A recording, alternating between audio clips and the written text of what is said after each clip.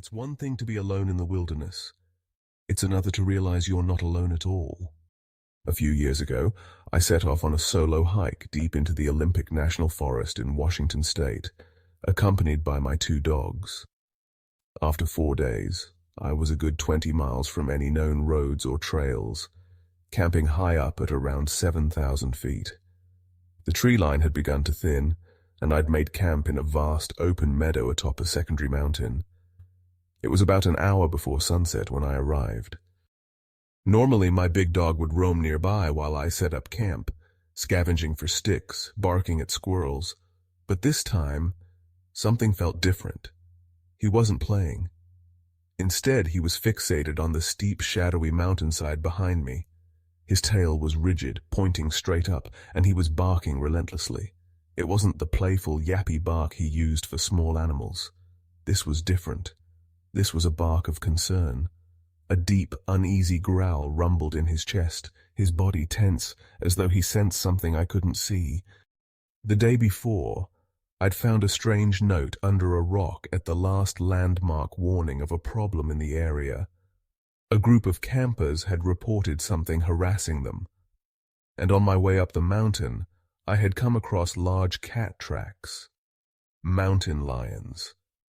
It was enough to make anyone cautious, but this felt like something more.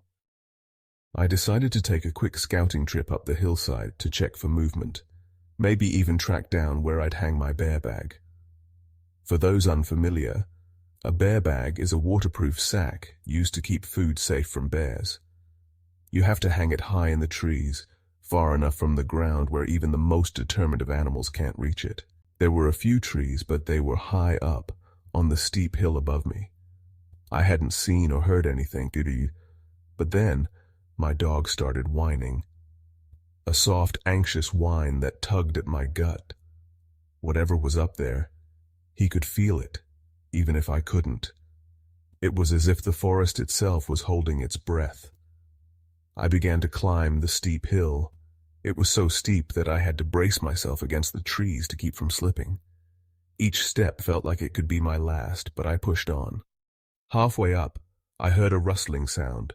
Movement. My heart leapt in my chest, and before I could even process it, my dog's growl turned into a vicious bark. I froze. My pulse was a drumbeat in my ears. Every instinct screamed to run, but the thought of tripping and falling down the jagged boulders below paralyzed me. I was stuck, heart pounding, mind racing through a dozen terrible possibilities. If it was the bear I suspected, my dog, he would try to protect me, which could lead to his death. And if I had to scramble back down this cliff, I'd fall, probably break something, maybe even die. Just as I began to panic, I heard my other dog, my small dog, barking furiously from the campsite below. I had zipped her safely into the tent, but now something was wrong. I snapped back to reality, forcing my thoughts into survival mode.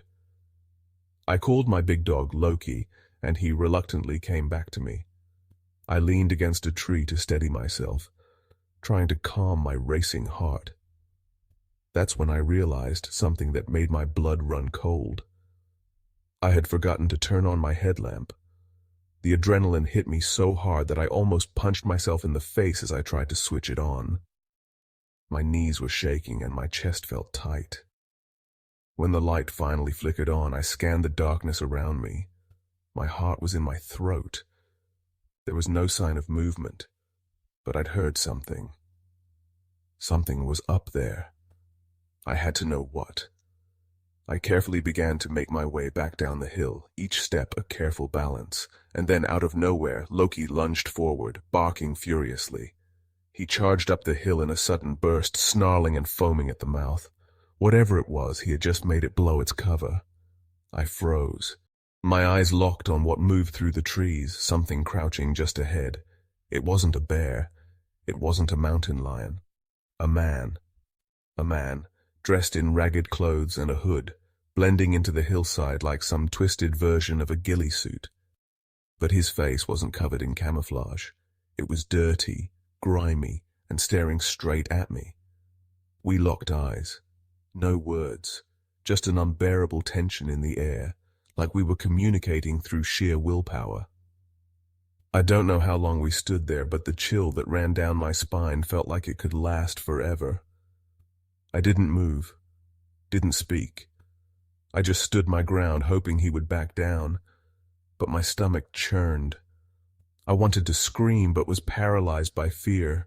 Suddenly, I heard my small dog again, barking furiously from below. The sound sent a fresh wave of panic through me. What the hell was going on down there? Was she okay? I snapped out of my trance, calling Loki back to me. As he reluctantly came to my side, I started to carefully make my way back down the hill. I paused every few steps, glancing back to make sure nothing was following me, that nothing had moved. By the time I reached the bottom, my mind was reeling. Loki wasn't the only one on edge. As I approached the campsite, I saw my small dog had gotten out of the tent. She was pacing, growling, her tail high and rigid. I thought I'd zipped her up properly, but now I wasn't so sure. Had someone come into the camp? Had they let her out? My heart was racing, and the only thing I could think to do was pull out my gun. I fired a single shot into the air, hoping it would send whatever was out there running. Then, without a second thought, I climbed into the tent, gun by my side, and waited for the night to pass. By morning, I packed up and fled the mountain. The descent was steep, but it was nothing compared to what I'd already been through. I made it to a nearby campsite 4 miles from my car. It was dark by the time I arrived, but there were other people around a campfire, and for the first time in days, I felt somewhat safe. They told me they were headed to the spot where I'd camped the night before. I told them everything, every chilling detail. But when I got home and started reading through reviews about my hike, the hairs on the back of my neck stood up. I wasn't the first to have had a strange encounter on that mountain. A man had been found dead from a fall in the same boulder range 2 years ago, and just a year after that, a woman's body was discovered, murdered. Somehow I knew my encounter wasn't the last of its kind, and the next time someone went up there, they might not come back at all. It was late November, the kind of cold, silent night where the air feels thick with something unspeakable. My husband and I were parked along a deserted stretch of beach on the Strait of Wooka, far away from the comfort of our usual surfing spots in Near Bay and Westport. The surf report had promised good waves, but the weather had been rough, and we decided to take a chance on a more secluded spot along Highway 112. It was the kind of place where the road disappears into endless trees, and if you were unlucky, you could disappear too. We didn't know it then, but the trip would change us forever. Arriving at the beach around 3:30 p.m., we were the only ones there, save for a young couple parked nearby in a weathered Westphalia van. The sun was low, casting long shadows across the sand, and everything felt eerily quiet. After making dinner and watching the ocean, I decided to take a short walk along the beach. The last thing I expected to hear was a loud, high-pitched whistle, sharp against the stillness of the evening air. We looked up to see a man walking down the entrance road, a tiny backpack slung over his shoulder, heading straight for the beach. It was odd. There was nothing around for miles, no hiking trails, no landmarks. Why was he out here alone, so far from civilization? He waved at the couple, exchanging some words with them before they invited him to their campfire. After a brief exchange, he sat with them, and that was the last time we saw him. As the night settled, we climbed into the car to sleep, the sounds of the ocean lulling us into a false sense of security. But just after 6 p.m., something changed. I woke up, opened the car door for some fresh air, and noticed the couple's van was gone. Something about their absence unsettled me, but I brushed it off, too tired to dwell on it. However, when I woke up again, it was close to 11 p.m., and I couldn't shake the feeling of unease. I shot up in bed, my heart racing. My husband stirred beside me, asking if I was okay, but I couldn't explain it. I'd had a bad dream, I said, but it was more than that. It was as if the night had become wrong. I lay there, listening, trying to find any sign that everything was still normal. But the longer I listened, the more it felt like something was waiting, just beyond the reach of the darkness. Then a tap. Light at first, soft, and then another. Tap, tap, tap. I froze. My husband's voice broke the silence. Someone's tapping on the windows. We both knew something was wrong. The couple's van was gone, and now the quiet had become unnatural. In an instant, we grabbed our shoes, knives, flashlights, and pepper spray. We opened the car door into complete darkness. The kind of darkness that presses against your skin, making it hard to breathe. I shined my flashlight down the beach, but there was nothing, just the emptiness of the sand stretching out toward the waves. My husband made his way toward the trees behind us, walking slow but purposeful. I kept watch, my heart in my throat. Then, just as I was about to turn back to the car, my husband returned quickly, his face pale. "We need to leave. There's a car parked by the exit road and its lights are off, but the engine's on." I didn't even question it. The panic in his voice told me everything I needed to know. We packed everything hastily into the back seat, trying to stay calm, but fear made every movement feel like we were under attack. We drove toward the exit road, but as soon as we neared it, I caught a glimpse of headlights in the rearview mirror. The car had started following us. At first we thought it was just a coincidence, maybe another camper. But the car wasn't slowing down. It was right on our tail, close enough to make us feel the pressure of its presence. Every corner felt tighter, the road narrowing with thick trees on one side and a sheer drop to the ocean on the other. Then the car started tailgating us, almost trying to ram us off the road. I screamed, my heart pounding in my chest, as I realized there was no way to escape. The road offered no turnoffs, and the cliffside on one side made it impossible to outrun them. But then, a small dirt road appeared, barely visible in the night. Without hesitation, my husband jerked the wheel, tires screeching as we swerved onto the dirt path. The pursuing car didn't follow. Instead, it kept going down the highway, lights blinding in our rearview mirror. We sped down the road, barely able to think straight. My husband pushed the car to 90 miles per hour, not daring to look back. When we finally arrived back in Port Angeles, shaken but alive, we couldn't shake the feeling that whoever had been in that car wasn't just trying to scare us. They were hunting us. The worst part came later, when we started reading online reviews of our surf spot. Other campers had been there in the past, and they'd experienced the same strange behavior.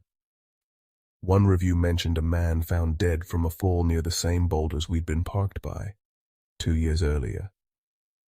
And the year after that, a woman was found murdered. To this day, we can't forget the feeling of being watched, hunted by whoever was behind that car. The shrill ring of the payphone echoed in the stillness of the rest area. It wasn't the call I was waiting for. The voice on the other end was deep, sickly sweet, and laced with something sinister. "Do you want to have a good time?" it asked. I froze, my blood running cold. How did he know the number? Just 20 minutes earlier, I'd settled into my car at the desolate rest area, hoping for a peaceful night. I was broke, stranded with no other options, and the only thing I could do was wait for my cousin to pick me up. I had nothing but my hoodie as a blanket, and the world outside felt like it belonged to someone else. But now, something was very wrong. Something I couldn't explain was watching me. I could feel it. It was 2005. I was 18, having just dropped out of high school after giving up on everything.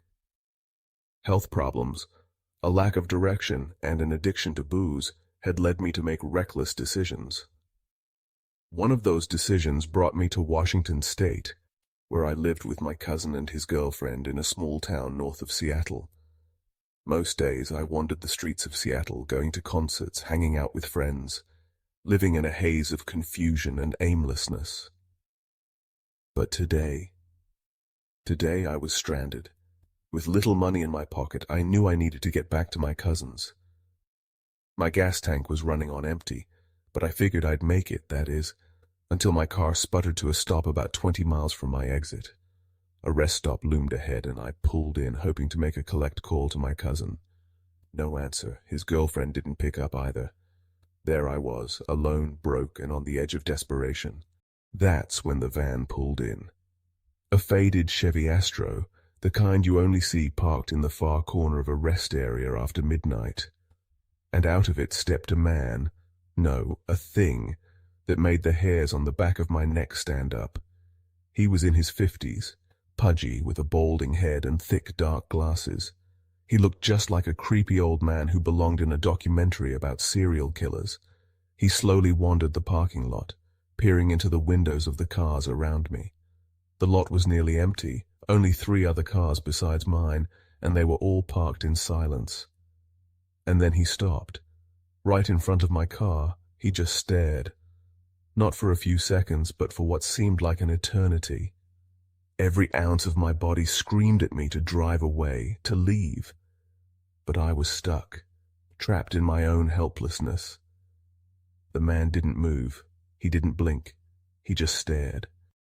After what felt like hours, he finally walked back to his van, parking it behind me on the far side of the lot. Behind him, darkness swallowed the trees. That was when I first began to truly feel it, the dread. It wasn't just him being there, it was the feeling that I was being hunted, that I was being watched. I sat up in my car, heart pounding in my chest, but I couldn't stop staring at him. Every now and then, he'd get out of the van and disappear into the woods, but I could still see the faint glow of his cigarette as it lit up the dark night. I needed to pee, but there was no way in hell I was going to walk into that bathroom with him lurking nearby. I called the state patrol, explaining the situation. They told me they'd send someone out. I hung up, pacing around the payphone, my eyes glued to the van. And then, ring, ring. I picked up the phone, thinking it was the officer calling back. "Do you want to have a good time?" The same voice, from the woods. Frozen with terror, I didn't answer. I didn't even breathe. The silence was suffocating, but I couldn't move. The line went dead. It rang again. This time I answered, but I didn't say a word. "Come on, I don't want to hurt you," the voice continued. "I can even give you some money." I knew then. This was no coincidence. This wasn't just a creepy guy in a van. This was something worse. My heart raced as I stood, frozen, staring into the woods. The voice on the other end wasn't going to stop. But I wasn't going to just wait for him to do whatever he planned. That's when I remembered the axe handle in my car. I wasn't defenseless. I grabbed the axe and walked toward the woods, a surge of adrenaline hitting me as the man emerged from the darkness. He started walking toward me slowly, but I was ready. I pointed the axe handle at him and yelled, "You better get back in your van and leave, now." For a long moment, he didn't move. His eyes locked onto mine, assessing me. I was shaking, terrified, but I wasn't backing down.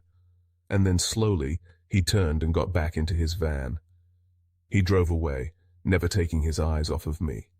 When the state trooper finally arrived, I told him everything. He said he'd take me to a Denny's up the road to wait for my cousin, but first we checked the other side of the highway, and there it was, the van, parked at another rest area, just as if he had never left. The trooper approached the man, speaking to him for a while, his voice raised. I could see him gesturing toward the guy, shaking his finger at him. When the trooper returned, he explained that there was nothing they could charge the man with. No proof, no evidence. It seemed bizarre. The guy had threatened me over the phone. He had asked for sex at a rest stop, but there was no concrete proof it was him who had called. The officer said he'd been warned. If he was caught again, he'd be arrested for trespassing and driving without a license. But that wasn't the end. The next day, after my cousin picked me up and we returned to the rest area to get gas, we found a note wedged under my windshield wiper. It was a poem, twisted, bizarre, and full of threats. "You should have shut your mouth, you stupid little..." I couldn't read the rest. It was a rambling mess, and the more I read, the more I realized just how close I had come to something far worse. He had cut all the brake lines on the car, the same one I'd been stranded in. We called the troopers again, and they came to take the note. It turned out the man had a criminal record. They knew who he was, but there was nothing they could do. I was done with Washington after that. A few months later, my cousin and I were driving past a rest stop, and we remembered that van. We checked every single one we passed, hoping to see the man again.